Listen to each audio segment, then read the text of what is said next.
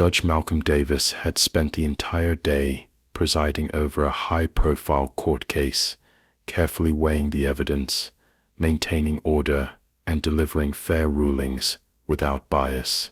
Known for his calm demeanor and impeccable sense of justice, he had built a reputation as one of the most respected judges in the state.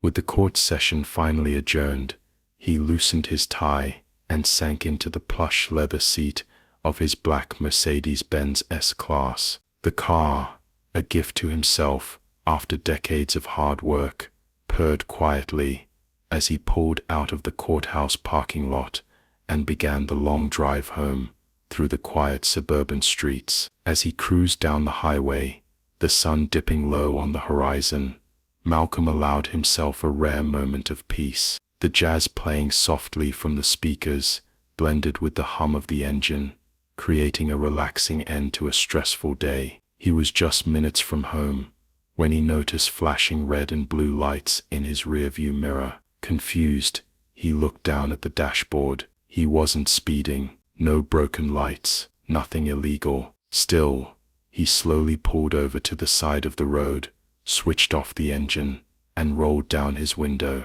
A moment later, a patrol car pulled up behind him, and a white police officer stepped out. Officer Rick Thompson approached the vehicle with a swagger that immediately hinted at arrogance. He rested one hand on his holstered firearm as he leaned toward the open window. "License and registration," he said, his tone sharp, almost dismissive. Malcolm reached calmly for his wallet and papers. "Is there a reason I was stopped, officer?"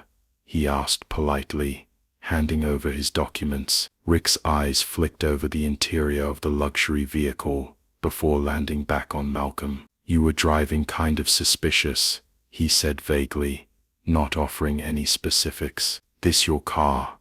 Malcolm blinked, taken aback by the question. "Yes, it is." Rick gave a slow, skeptical nod, his gaze lingering on Malcolm's tailored suit, expensive watch, and dark skin. There was something accusatory in his eyes, a silent judgment. "Mind stepping out of the car for me?" he asked, but it sounded more like a command than a request. Malcolm's expression didn't change, but internally, he sighed. He had been here before, though it had been years. He had hoped that with his status, his achievements, his position as a judge, he might be seen differently, treated differently. But clearly, to some, especially officers like Rick, the color of his skin still spoke louder than anything else. Without raising his voice, he replied, "Officer, with all due respect, I'd like to know why I'm being asked to step out of my vehicle." Rick's jaw tightened.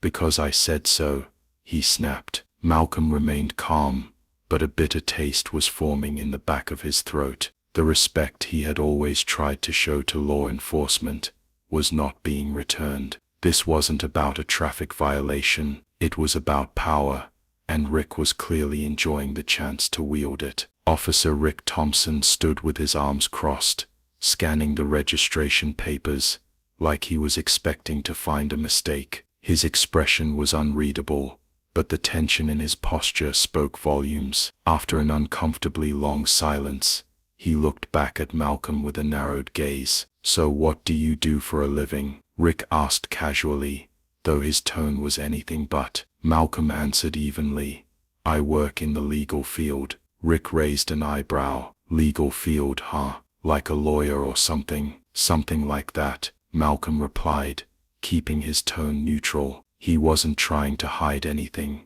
but he knew better than to escalate a situation already teetering on the edge. Every answer he gave seemed to irritate Rick further, not because they were wrong, but because they didn't fit the profile Rick had created in his head. Rick leaned closer. "You always this vague, with the cops, or are you hiding something?" "I've answered your questions," Malcolm replied, his voice calm but firm. "And I'd still like to know why I was pulled over." Rick smirked. "Now you're getting smart with me." "No, officer, I'm simply exercising my rights," Malcolm said, his eyes locked on Rick's with quiet authority. That was enough to push Rick over the edge. "Step out of the vehicle," Now, Malcolm didn't move. "Officer, I haven't done anything wrong. I haven't been told what crime I'm suspected of committing. If there's no legal reason for this stop, I'd prefer to remain in my car." Rick's hand moved to the top of his holster. His voice hardened. "Step out of the car, or I will arrest you for obstruction." Malcolm exhaled slowly, his knuckles tightening around the steering wheel. The judge in him wanted to believe in due process, in the rule of law, in a justice system that worked for everyone. But the man sitting behind the wheel, the black man, knew better. He'd seen this too many times. His mind flashed to stories of men who had ended up in cuffs, or worse for less than this. "I'm Judge Malcolm Davis," he said quietly, but clearly. "I serve on the state bench downtown. I just finished a session less than an hour ago." Rick's expression didn't change. For a moment, it was as if he hadn't even heard Malcolm speak. Instead, he snapped, "I don't care who you are. Out of the car, now." It was clear Rick wasn't interested in facts. He didn't want answers. He wanted control. Malcolm could see the danger brewing in Rick's eyes, not the kind that came from fear, but the kind that came from unchecked power. It was the same kind of authority Malcolm had sworn to guard against in his courtroom, now being used against him on the side of the road. Without another word, Rick flung the driver's door open and barked, "Out, hands where I can see them." Malcolm stepped out slowly, not making any sudden movements. He had seen how quickly things could escalate for black men in situations like this. Still, Rick showed no signs of hesitation or restraint. He grabbed Malcolm by the wrist and twisted his arm behind his back with unnecessary force, making him wince in pain. "Is this really necessary?" Malcolm asked, gritting his teeth as the cold metal of the handcuffs snapped around his wrists. "You should have complied earlier," Rick muttered as he tightened the cuffs, his grip firm, even aggressive. "You people think you can talk your way out of everything." Malcolm looked at him sharply. "I told you, I'm a judge, Judge Malcolm Davis. I work at the state courthouse. You're making a serious mistake." Rick scoffed, clearly not taking him seriously. "Right. And I'm the president. Save the stories for someone who cares." "I'm not lying," Malcolm said calmly. "Check my ID. Call your supervisor. He'll confirm who I am." Rick was already patting him down, still treating him like a criminal. "You got an answer for everything, don't you?" "I'm trying to de-escalate a situation that never should have happened," Malcolm replied, refusing to let anger take over. "You violated my rights. All I'm asking is that you confirm my identity before this gets any worse." Rick hesitated for a moment, but it was clear he didn't like the way Malcolm was speaking. Calm, intelligent, composed. It challenged the assumptions he had made the moment he saw a black man in an expensive car. Still, something about Malcolm's confidence made Rick uneasy, like he was losing control of the narrative. Reluctantly, Rick reached for his radio and called in. "Dispatch, this is Officer Thompson. I've got a male individual claiming to be a judge. Name's Malcolm Davis. Can you send a supervisor to my location?" There was a brief pause before the reply came through. "Copy that, supervisor en route." Rick didn't say anything else. He stood beside Malcolm, still gripping his arm, but his confidence was beginning to crack. For the first time, a hint of doubt appeared in his eyes. He looked at Malcolm again, this time more closely. The tailored suit, the dignified posture, the lack of fear, it didn't match the profile he had so confidently created. And now that Malcolm was in cuffs, standing on the side of the road under the flashing lights, other cars began to slow down, some drivers filming with their phones. Malcolm said nothing more. He simply stood, bound and dignified, knowing that the truth was finally starting to catch up with the lie. The distant sound of sirens grew louder until another squad car pulled up behind Rick's vehicle. Moments later, a tall older officer stepped out. His uniform was crisp, his face stern. Lieutenant Karen Morales had been on the force for over 20 years and carried herself with quiet authority. As she approached the scene, Her eyes moved from Rick to the handcuffed man standing by the side of the road. Her expression changed the moment she got a clear look at Malcolm. "Judge Davis," she said, stunned. Malcolm gave her a polite nod, though his face carried the weight of disappointment. "Good evening, Lieutenant Morales." Rick blinked, confused. "Wait, you know him?" Karen turned sharply to Rick, her jaw tight. "Of course I know him. Judge Davis presided over my brother's case last year. He's one of the most respected judges in the state." Rick's face drained of color. His grip on the handcuffs loosened involuntarily as he looked back at Malcolm. For the first time, he truly registered what he had done. The embarrassment, the fear of consequences, the realization that he just manhandled a state judge, all of it flashed across his face in a second. Karen stepped in immediately. "Take the cuffs off, right now." With trembling fingers, Rick obeyed, fumbling with the keys until the cuffs finally clicked open. Malcolm rubbed his wrists silently. The red marks were already beginning to show. "I had no idea," Rick muttered, trying to explain himself. He didn't tell me right away." Malcolm turned to face him, his voice level. "I told you, you didn't want to listen." Karen stepped forward, eyes blazing. "You had no probable cause to stop him in the first place, let alone put hands on him. Do you have any idea what kind of trouble you're in?" Rick opened his mouth, but no words came out. He looked completely lost now, as the reality of the situation sank in. The power he'd felt earlier, the smug confidence, it had all vanished.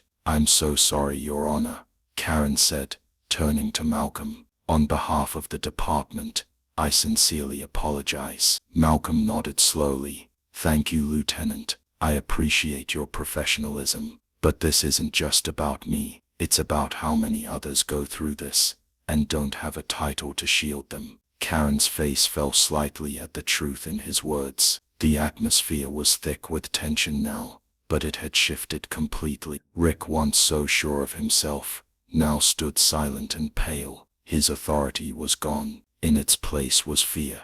Fear of punishment, fear of exposure, and fear of the consequences his actions had brought upon himself. By the next morning, the incident had become national news. A passerby had recorded the entire exchange from their phone, the aggressive stop, the handcuffing, and the moment when the lieutenant arrived and addressed Malcolm as Judge Davis. The video spread like wildfire across social media platforms, shared with captions like "racial profiling at its worst" and "judge treated like a criminal because he's black." The backlash was swift. Public figures, community leaders, and legal experts expressed outrage. News stations ran segments analyzing every second of the video. The sight of a well-dressed black man being yanked from his car and cuffed without cause struck a deep chord with viewers across the country. People were angry, not just because Malcolm was a judge, but because his experience mirrored what so many black men had endured silently. Within 24 hours, the police department held a press conference. Officer Rick Thompson had been placed on administrative leave, pending an internal investigation. The department issued a formal apology to Judge Davis and assured the public that the incident would be taken seriously. But for many, it wasn't enough. Malcolm, though overwhelmed by the attention, agreed to appear in an interview with a major news network. Seated in a studio, calm and composed, he answered each question thoughtfully. He didn't raise his voice. He didn't attack the officer personally. Instead, he focused on the bigger issue. "This wasn't about one bad cop," he said during the live interview. "It's about a system that allows assumptions and stereotypes to guide judgment. If this can happen to me, a judge, then what's happening to the young men in neighborhoods who don't have a title or a suit to protect them?" His words resonated across the country. As Malcolm spoke, memories played quietly in the back of his mind. Flashbacks to his teenage years, walking through a department store and being followed by security, being pulled over in college for looking like someone they were searching for, being mistaken for a defendant when he first entered the courtroom as a young attorney. each moment etched into his life like scar tissue he had learned to live with, but never forget. He had always tried to rise above it, to outwork, outthink, and outperform any label placed on him. But the video had reminded him, and the world, that no amount of success could fully shield someone from bias. The interview ended with a standing ovation from the studio audience. Malcolm thanked them, but he remained solemn. He hadn't asked for this spotlight, but now that it had found him, he was determined to use it for change. Weeks later, the department concluded its investigation. Officer Rick Thompson was found guilty of misconduct and abuse of authority. Though many had called for his termination, the department opted for a different route. Rick was suspended without pay and reassigned to a desk job in community affairs, a position far removed from the street patrols he once ruled with unchecked power. It wasn't the punishment some expected, but for Rick, it was a humbling fall from grace. Not long after, Malcolm reached out privately. He extended an invitation to a community forum. He was helping organize an open dialogue between law enforcement and local residents to address issues of race, trust, and justice. The invite surprised Rick. He hadn't expected Malcolm, of all people, to want him there. Rick showed up reluctantly. He walked into the room quietly, unsure of what to expect. The community center was filled with people of all ages, Black, Latino, Asian, white, many of whom had come to share personal stories of how racial profiling had touched their lives. One young man recounted being frisked outside his home simply for wearing a hoodie. A woman spoke through tears about watching her son grow up in constant fear of police encounters. As Rick listened, the stories chipped away at the wall he'd built around himself. They weren't just anecdotes, they were real, painful experiences echoing the same theme: being judged, feared, or harmed because of the color of their skin. For the first time, Rick began to understand the impact of actions he once justified as just doing his job. When Malcolm stood to speak, the room fell silent. He didn't mention Rick by name, but his message was clear. There is no justice when the law is applied unevenly. There is no safety when trust is broken at the street level. And there is no future if we don't confront the truths we've ignored for too long. A week later, back in his courtroom, Malcolm delivered a monologue that would later be quoted across newspapers and legal journals. It wasn't directed at a defendant or jury, but rather at a packed gallery attending a special session on justice reform. "The law is a promise," he said, his voice echoing across the wood-paneled chamber. "It promises that no man is above it, and no man is beneath it. That promise is sacred, but it can only be kept if we look at each other and see not threat, but dignity. Not suspicion, but humanity. It is time to stop asking, what did they do to deserve this, and start asking, why are we still letting it happen?" The courtroom was still, not because of fear, but because everyone was listening, truly listening.